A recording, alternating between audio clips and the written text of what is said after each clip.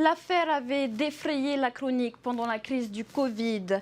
Après 7 renvois et 2 années d'attente, le procès du docteur Jean-Paul Théron s'est tenu aujourd'hui. Avec 12 témoins cités, 4 avocats de la défense et 4 avocats pour les parties civiles, le procès a duré quasiment toute la journée. Une audience émaillée de déclarations choc et qui mêlait débats politiques et éthiques, comme nous le rapportent Samtei Naouré et Jean Tinourou. C'est ce que j'ai dit, on devrait plutôt le décourer que de le traîner devant la barre des tribunaux. Le docteur Jean-Paul Théron était jugé aujourd'hui pour avoir blessé volontairement un clerc d'huissier armé d'un dessous de plat en fonte et outragé des gendarmes.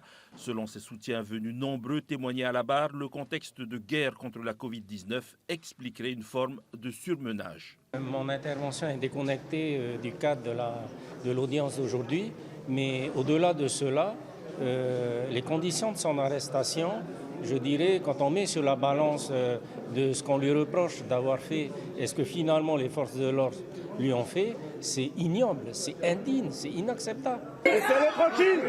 Laissez-le tranquille! Filmez!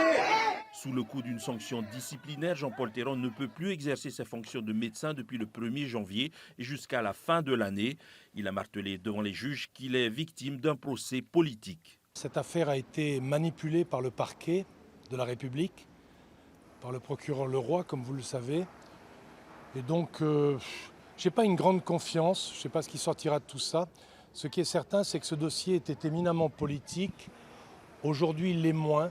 Les réponses politiques ont été données, si vous voulez. Et donc moi, même si je n'ai pas une grande confiance, je veux éviter de rajouter de l'huile sur le feu. L'audience a été émaillée d'incidents et de déclarations que les avocats des parties civiles ont qualifiées de diffamatoires. Il était dealer, tout. Durant son audition, le docteur Théron a qualifié le clerc d'huissier qui avait déposé plainte contre lui de menteur et de trafiquant de produits stupéfiants. Pour être clerc d'huissier assermenté, il faut avoir un casier judiciaire vierge, ce qui est son cas. Voilà, donc effectivement, tout cela a été normalement consigné aux notes d'audience et j'aviserai avec mon client des suites que nous réserverons à ces propos purement et simplement diffamatoires. Parmi les parties civiles, il y avait également l'ordre des médecins de Polynésie qui, selon son avocat, ne peut cautionner les actes reprochés au docteur Théron.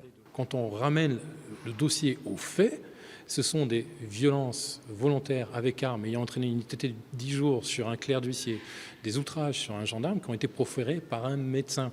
Et quand on parle de l'affaire, on parle du médecin qui a exercé des violences, du docteur Théron qui a exercé des violences. À chaque fois, on met en avant la qualité de médecin. Et ce sont des faits qui ont été commis dans le cadre d'une pratique médicale face à des patients où à chaque fois, le docteur Théron mettait en avant le fait qu'il est en train de soigner des patients. Le procureur de la République a requis 6 mois de prison avec sursis et 3 ans d'interdiction de port d'armes. Les parties civiles ont demandé des dommages et intérêts à hauteur de près de 2 millions. Le délibéré sera rendu le 10 octobre.